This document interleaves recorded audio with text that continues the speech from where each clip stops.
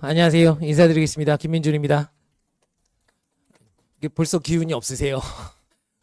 두 번째 아닌가요? 자, 우리 국어 관련해서 조금 말씀드릴 건데요. 일단 중간고사가 굉장히 좀 어려웠어요. 그죠? 그러다 보니까 아이들이 점수대가 조금 낮아서 굉장히 조금 시리에 빠지기도 하고 준비한 거에 비해서 점수가 낮게 나와서. 근데 어차피 시험이라는 것은 절대평가 아니고요. 상대평가잖아요. 그죠? 그러니까 점수 자체가 낮은 것과 높은 것은 큰 의미가 없고 어떤 문제에서 왜 틀렸는지 그러면 기말에는 또 어떻게 준비를 해야 하는지 이것에 포커스를 맞춰서 조금 이야기를 해봐야 될 것 같습니다. 자, 일단 중간고사 출제 특징하고요. 그 다음에 시사점 우리가 알아야 하는 점이 무엇인지를 조금 짚고 싶어요.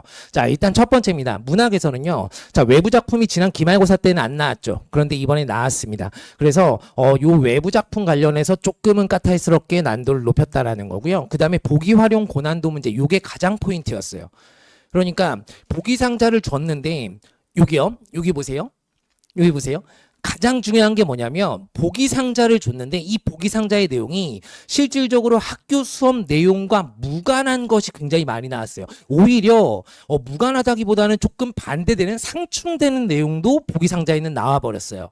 그러니까 예를 든다면 우리 가시리에서 주제의식하고 전혀 상관없이 무의미한 후렴구를 넣었는데 이 무의미한 후렴구에 의미 부여를 한 거죠.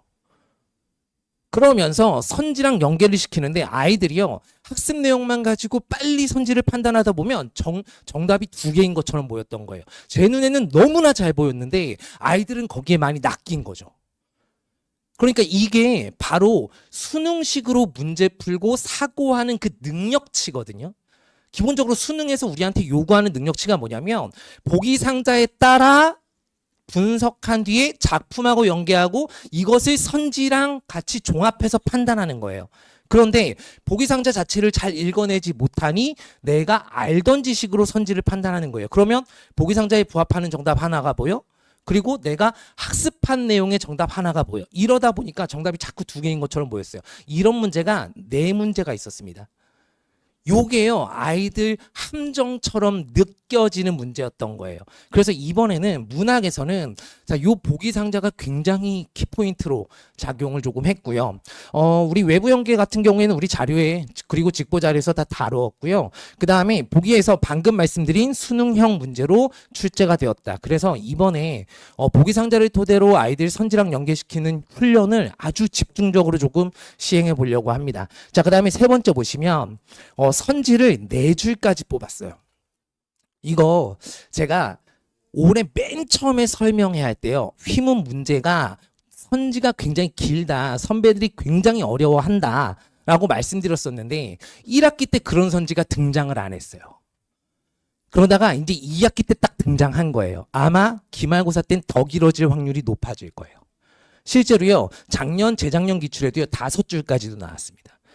그러면 아이들이 이제 선지를 읽는 것 자체가 이미 독해력이 어느 정도 전제가 되어야지만 판단할 수 있는 거예요. 그래서 자, 요 선지, 긴 선지 훈련을 조금 해야 할 것 같고요. 자, 그다음에 어휘부교재입니다. 아, 제가 이거 중간고사 때 아이들하고 수업하면서도요. 욕을 엄청 했어요. 사실은 제가 학교 선생님들 욕 잘 안 하거든요. 너무하신다 이런 표현도 거의 안 쓰는데 이번에는요. 제가 너무하신다라는 표현을 굉장히 많이 썼어요. 뭐냐면 실제 작년 중간고사 때 한글 맞춤법이 시험범위였어요. 그러다 보니까 어휘 부교재에 한글 맞춤법이 들어있는 부분을 채택해서 시험범위로 넣으셨는데 그냥 작년하고 똑같은 부분을 시험범위로 어휘에 넣은 거예요. 근데 이 한글 맞춤법은 실제로 아이들이 수업하지 않으면 알기가 굉장히 힘들어요. 그래서 제가 실제로요 3주차부터는 이게 확정되고 나서 아이들이 30분씩 남겨서 그냥 더 수업을 진행을 했고요.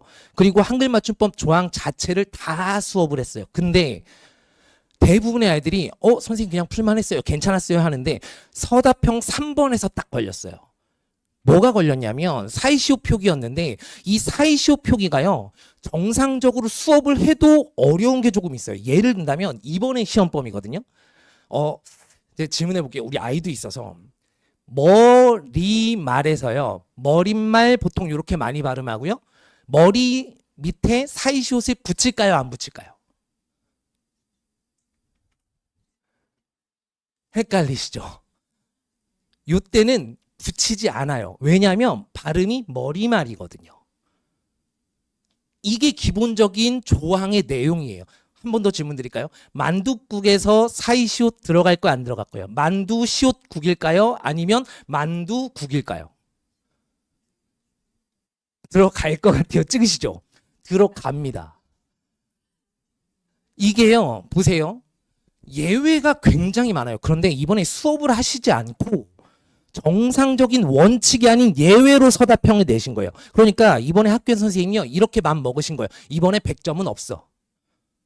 이렇게 마음을 먹으신 거예요. 그러니까 아이들이요, 반응이 저한테 그랬어요. 선생님, 이거요, 대놓고 이거 억까한 거 아니에요? 이런 정도의 반응이 굉장히 많았어요. 그래서 실제 한글 맞춤법에 제가 굉장히 힘을 썼거든요. 제가 수업을 하면서 실제, 야, 나는 한글 맞춤법 진짜 이번에 어렵게 나왔으면 좋겠다. 어휘 부분에. 우리는 했으니까 우리가 훨씬 더 잘할 거야 라고 제가 누차 이야기했었거든요. 그런데도 예외를 내버리니까 서답형 3범에서 감점당한 아이들이 굉장히 많았던 거예요. 그래서 굉장히 조금은 까탈스럽게 됐는데 다행히도 이번 기말 시험 범위가 여기 들어갑니다. 그래서 분명히 기말고사 때 효용을 조금 발휘하지 않을까 싶고요. 그래서 우리 어휘 부분에서 우리 한글 맞춤법이 조금 어려웠다. 요거까지고요. 그러면 총평으로 시사점까지 한번 보도록 하겠습니다. 전반적으로 어려웠다. 두 번째, 자, 문학에서는 외부 작품 2편 그리고 보기 상자 그리고 긴 선지를 통해서 굉장히 고난도로 문제를 출제했다. 세 번째, 자, 요게 좀 중요한데요. 학급별 1등 점수가 지금 90점 초반에서 80점 초반까지 조사가 됐어요. 이 얘기는 무슨 얘기냐면요, 실질적으로 정답이 아이들 눈에 쉽게 보이지 않았다는 거예요. 그런데요, 요게 제일 아쉬운 거예요. 제가 수업 시간에요, 사실 아이들하고 문제풀이 하는 걸 굉장히 싫어하거든요. 왜냐하면 아이들한테 문제 푸는 시간을 줘야 돼요. 저는 그 시간이 너무 아까워요. 실제로요. 제가 수업하고 전달하는 게 훨씬 더 아이들한테 양질의 수업이라고 생각을 하고, 국어니까요. 수학도 아니고. 그렇게 해서 수업을 진행을 하는데 이번에는 제가 문제풀이를 할 겁니다. 왜냐하면 문제를 푸는데 어려움을 굉장히 많이 겪어요. 제가 봤을 때는 전혀 두 개로 답이 안 보이는데 아이들 눈에는 선생님 17번, 18번, 24번 이런 문제 자꾸 정답이 두 개처럼 보여요라고 이야기를 하는 거예요. 그래서 제가 설명을 해주면 맞네요 선생님, 이렇게 반응이 나와요. 그래서 이번에는 문제 제작해서요, 아예 문제풀이까지 같이 할 겁니다. 그래서 이번에 함정 그 선택지에 빠졌느냐 빠지지 않았느냐에 따라서 실제로 점수가요 거의 4문제거든요. 78점에서 90점까지도 왔다 갔다 할 수 있었던 그런 시험이에요. 사실은 요 함정에 빠졌느냐 빠지지 않았느냐 그 단어 하나거든요. 그 단어 하나. 그 단어 하나를 캐치하지 못하는 거 요거 훈련 조금 시키도록 하겠습니다. 자, 그런데 이렇게 점수가 나오죠. 그러면 이런 경우가 생겨요. 학교로서는 사실은 조금 난감해진 거예요. 무슨 이야기냐면 아이들의 등급을 잘 유지하려면, 제가 이제 학교에 10년이 있었잖아요. 그러다 보니까 너무나 명확하게 알아요. 이렇게 등급이 조금 휘섞여 버리죠. 그러니까 극상의 점수에 나왔던 아이들이 조금 2등급 언저리까지 가버리죠. 그러면 학교 입장에서는요, 변별력이 확보되지 않고 등급이 섞여 버렸기 때문에 이 섞인 걸로 아이들 진학에 분명히 데미지가 있어요. 이거 무슨 말인지 이해되세요? 그러니까 이거 조금 죄송합니다만 1등급을 맞던 아이들이 계속 1등급을 맞아줘야 진학엔 유리해요. 죄송합니다.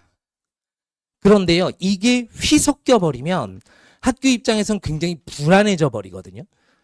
아이들의 등급이 섞이면 전반적으로 하향으로 내려오는 거니까요. 그래서 아마 기말 때는요 굉장히 어렵게 내실 거예요. 분명히. 그래서 실력에 따라서 정확하게, 그리고 내가 열심히 한 것에 따라서 정확하게 점수가 나오도록. 그래서 우리 기말에는 분명히 조금 어려울 것이다. 정신을 바짝 차리고 가야 됩니다. 그래야 되고요. 그러면 이제 예상 범위하고요, 그 다음에 세부를 볼 건데, 사실은 우리한테 중요한 건 요거죠. 이번에 기말고사 때 무엇의 포인트를 조금 잡아야 하느냐, 요걸 조금 볼게요. 첫 번째는 중세국어 문법이고요. 두 번째는 한글 맞춤법, 그리고 세 번째는 문학인데 수필이 교과서에 들어있고요. 그 다음에 네 번째는 화작하고 독서까지도 들어갈 수 있다. 자, 일단 첫 번째 중세국어 문법부터 보시면 우리 중세국어 문법은 굉장히 어려워요. 우리 지금 아마도 제 수업 듣는 아이들 중에 선생님 저 중세국어 문법 3번, 4번까지도 했어요 라고 할 정도로 아이들이 굉장히 어려워하는 부분 중에 하나예요. 그러니까 예를 든다면 이런 경우 제가 수업을 할 때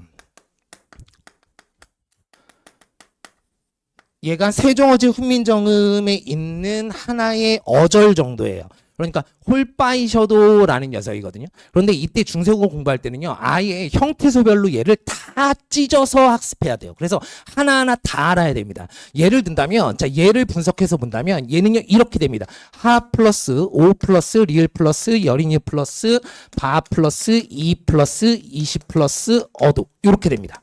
자, 얘는요, 자, 하가 행하다 두고요, 오가 현재 사용하지 않는 선어말음이 오고요, 리을이 관형사용 전성어이고요, 여린이릇이 뒤에 있는 바를 된소리를 읽게 하는 된소리보예요. 그래서 얘를 빠라고 읽어야 되고요. 바는 의존명사 것이고요. 이는 주격조사 이에 해당되고요. 이시는 있다 여간 이시고요. 어도는 연결어미예요.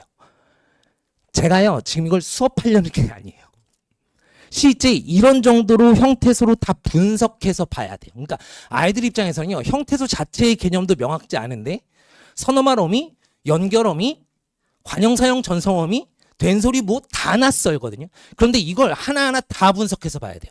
제가 실제로요, 수업할 때 어떻게 하냐면 이렇게 분석해주고 아예 넘버링하면서 그 내용을 다 판서로 적어줍니다. 그리고 실제로 아이들이 좀 있어서 그런데 이건 비밀입니다. 제가 자료로 다 벌써 웃는데 자료로 다 분석해서 주거든요. 근데 아이들한테 이걸 필기를 다 시키면서 해요.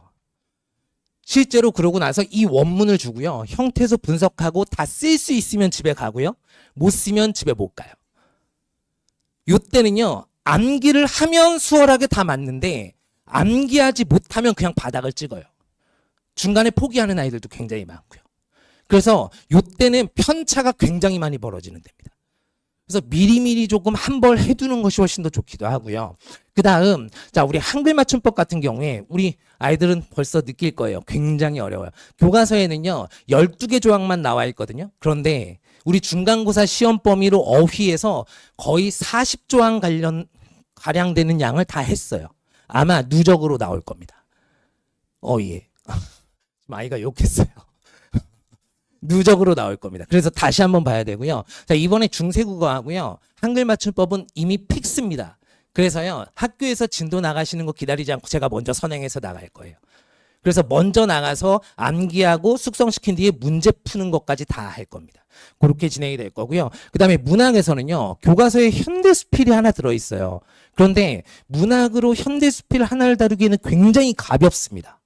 그래서 아마도요, 현대수필 관련된 고전수필이 함께 나올 거고요. 그리고 연계작품으로 시나 소설도 분명히 연계할 수 있습니다. 시 같은 경우에는 연계하기 너무 좋습니다. 그래서 요거 관련된 주제의식과 표현 방법, 그리고 서술 방식 관련된 연계작품들을 좀 뽑아서 잘 봐야 합니다. 자, 그 다음에 화작하고 독서 같은 경우에, 요게 여느 학교들은 잘 안 다루기도 하는데 우리 휘문 같은 경우에는 교과서에 있는 화작 단원을요 1년에 한 번은 꼭 시험에 포함해요. 그래서 포함 안 될 수도 있으나 왜 제가 지금 안 될 수도 있으나 라고 말씀드리냐면 교과서가 바뀐 첫 해예요. 그렇기 때문에 요게 들어갈 수도 있고 안 들어갈 수 있어서 확답을 못 드리겠어요. 아마 내년에 우리 아이들 후배들한테는 제가 확답을 할 수 있을 것 같아요. 그런데 이번에 문학이 조금 가볍게 다루어지면 그러면 화작도 들어갈 거예요. 그런데 화작이 시험 범위에 딱 포함되면 아이들이 이제 난감해집니다. 뭐냐면 이번 시험에도 학평, 기출 선생님 들어가요? 안 들어가요? 초반에 했었거든요. 그리고 나서 3주차 지나고 나서 선생님 이번에 모의고사 안 들어간대요. 이렇게 확답이 나왔었거든요. 그런데 화작이 들어가면요 거의 100% 들어갈 거예요. 왜냐하면 이론이나 개념이요 어렵지 않아요.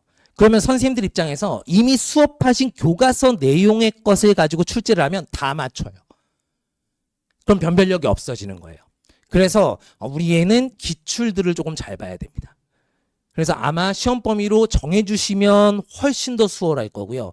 정해주시지 않으면 문제 푸는 훈련을 해야 됩니다. 그리고 여기서 한 가지, 아이들이요 화작하면 쉽거든요. 읽으면 다 알거든요. 그래서 이론을 등한시하는 경우가 굉장히 많아요. 그런데 선지로 이론을 내면 굉장히 많이 틀려요.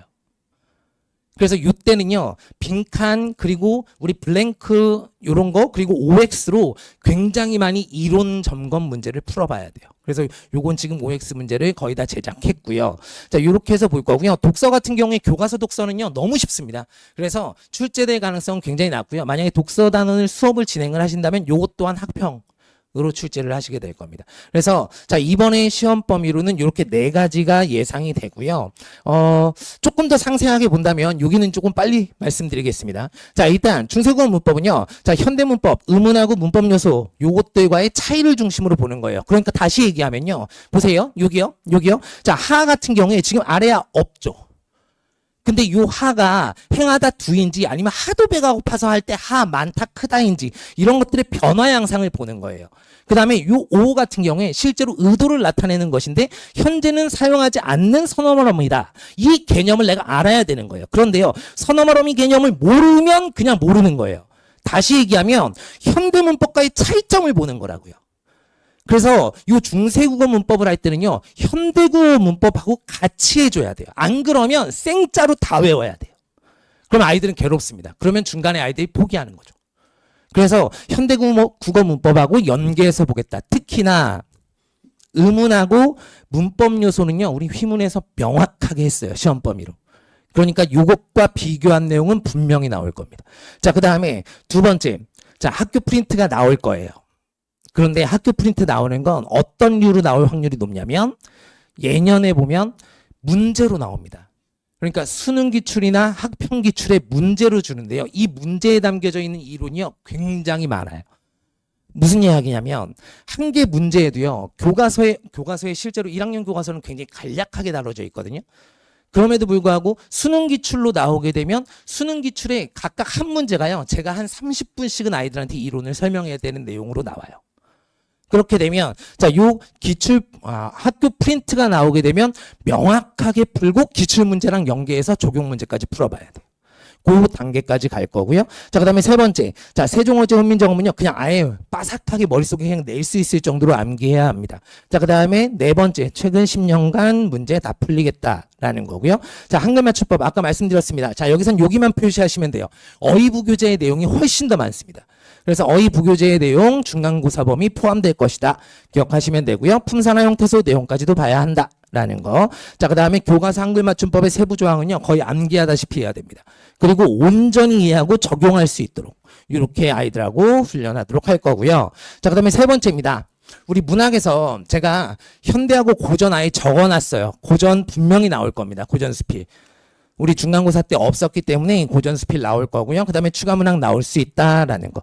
자, 우리 현대 스필은 어렵지 않아요. 공선옥 작가의 그 시절 우리들의 집 요건데요. 작품 자체는 어렵지 않은데 연계 작품으로 나오는 것들이 꽤나 까다로울 겁니다. 그리고 연계 시, 소설 출제될 가능성 있다. 라는 거 보시면 되고요. 자, 그 다음에 네 번째입니다.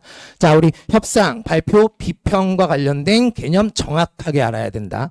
그 다음 기출문제 충분히 풀어볼 수 있어야 되고요. 그래서 요때는요. 제가 아예 분류해서 학평 기출하고요. 수능 기출하고요. EBS 수능 특강 수능 완성에 있는 최근의 5개년치 다 풀릴 겁니다. 과제로요. 자, 그 다음 세 번째 독서가 만약에 시험 범위에 들어간다. 안 들어갈 확률이 굉장히 높거든요. 교과서의 지문이 굉장히 유치해요. 그래서 안 들어갈 확률이 높은데 들어간다면 이것 또한 모의고사로 조금 대비를 해야 한다. 라는 겁니다. 자, 이렇게 네 가지 보면 되고요. 자, 이번에 이제 제 수업에서 어떤 특별한 대비 전략이 있는가 몇 가지만 조금 말씀드리겠습니다. 자, 일단 제가 이번에 굉장히 요걸 많이 힘을 줄 겁니다. 문학에서요, 보기 상자하고요, 긴 선택지 훈련. 우리 수업 끝나고 나면 1시간씩 의무적으로 무조건 남습니다. 우리 금요일 날 그리고 토요일 날 제가 그냥 12시까지 남을 겁니다. 제가 12시까지 남아서 수업 끝나고 나면 금요일 날도 토요일 날도 12시까지 남아서 자체 문제 다 제작할 거고요. 보기상자 이번에도 아이들 직보 때 제가 직접 써서 보기상자 다 나눠줬었거든요. 거기서도 하나 걸렸고요. 실제로. 그래서 자체 제작 문제로요. 우리 이번에 아이들 굉장히 힘들었던 함정의 선지 판별할 수 있도록 훈련시키도록 하겠습니다. 그러면서 그 수업 내용들 다 복습하고 갈 수 있도록 할 거고요. 보기 어떻게 읽어야 하는지 그리고 선지 어떻게 읽어야 하는지 요것들 훈련 꼼꼼하게 조금 시키도록 할 거고요. 자, 그 다음에 두 번째입니다. 자, 우리 문법에서요. 한글 맞춤법은 적용이 있지만 실제로 중세고 같은 경우에는 완벽히 암기해야 돼요. 아이들도 그렇고 부모님들도 그렇고 아시겠지만 문법은요 어느 정도까지 해야 되냐면 그냥 마치 자판기에 동전 넣으면 그리고 버튼 누르면 음료수 나오듯이 그대로 툭 찌르면 나올 수 있을 정도로 암기해야 돼요. 그래서 여러 번 반복 학습시킬 거고요. 요때는요 제가 아까 말씀드린 대로 아예 백지 테스트를 볼 겁니다. 그래서 이걸 통과하면 그냥 잘 봐요. 그런데 통과 못하면 분명히 점수가 낮아요. 그래서 끝까지 계속 점검을 시킬 거고요. 한글 맞춤법, 와, 요거 어렵습니다. 보세요. 이번에 아마 시험 끝나고 느끼실 거예요. 중세국어 굉장히 어렵다라고 많이 이야기하는데 얘는요, 한 번 암기하고 나면 그리고 한 번 적용할 수 있으면 그래도 끝나요. 사례가 많지 않아요. 그런데 한글 맞춤법은요, 어렵게 내려면 한도 끝도 없습니다. 사례가 너무나 많기 때문에. 그래서 명확하게 이해를 동반한 암기여야 해요. 그래서 제가 이번에도 아이들 자료로 어휘 자료로 그렇게 줬는데 한글 맞춤법 해설 조항을 다 줄 겁니다. 그리고 그 사례 어휘 안에서 다 나올 수 있게 사례까지 다 뽑아줄 겁니다. 그래서 OX 문제로 다 판단할 수 있게. 자, 그 다음 세 번째입니다. 유비쿼터스 학습 환경을 만들겠습니다. 이번에 제가 한글 맞춤법이 들어간 다른 학교에서 제가 휘문, 중동, 영동 이렇게 세 개 학교 하고 있거든요. 그런데 이번에 중동에서 한글 맞춤법이 들어갔어요. 근데 제가 한글 맞춤법 가지고 요 아이들, 그러니까 우리는 이번에 어휘로 들어갔기 때문에 아이들한테 가성비가 떨어지기 때문에 그걸 하지 않았지만 이번에 이제 시험 범위로 들어가기 때문에 제가 매일같이 문제들을 보내줬어요. 그러니까 매일같이 보내면서 한글 맞춤법 그리고 어휘 문제 매일 학습할 수 있도록 하겠습니다. 그래서 요건 앱으로 만들어서 아이들 그냥 온라인상으로 들어와서 바로바로 문제 풀고 제출할 수 있도록 그렇게 해 놓을 거고요. 그 다음에 우리 마지막입니다. 의무 클리닉 조금 강화하겠다. 우리 수업 끝나고 나서 아이들 12시까지 남는 거 전원 참여하도록 하겠습니다. 전원 참여해서 아이들 공부하고 갈 수 있도록 할 거고요. 그 다음에 중세국어과 한글 맞춤법은요. 우리 암기 자료를 제가 매주 준비해 놓겠습니다. 그렇게 해서 통과 못하면 그 주에 것 통과 못하면 아예 가지 못하는 걸로. 이렇게 해서 완벽하게 암기까지 할 수 있도록 할 거고요. 그 다음에 콘텐츠는요. 우리 1대1 매칭 변형 문제 요거 나갈 거고요. 휘문 유형 이번에 중간고사 문제까지 또 반영해서요. 그렇게 해서 1대1 매칭 문제 나갈 거고요. 그 다음에 족보 자료 나갈 거고 어휘 부교재. 우리 어휘 같은 경우에 이번에 제가 우리 휘문 유형에 맞춰서 빈칸 뚫어서 내보냈었거든요. 그러니까 어휘 자체를 적용하는 문제 그리고 호환하는 문제 그리고 예문에 넣는 문제 이런 것들을 모두 다 변형해서 하나도 빠뜨림 없이 할 거고요. 그 다음에 모의고사, 우리 중간고사 때 모의고사 제가 6회 치렀습니다. 아이들하고요.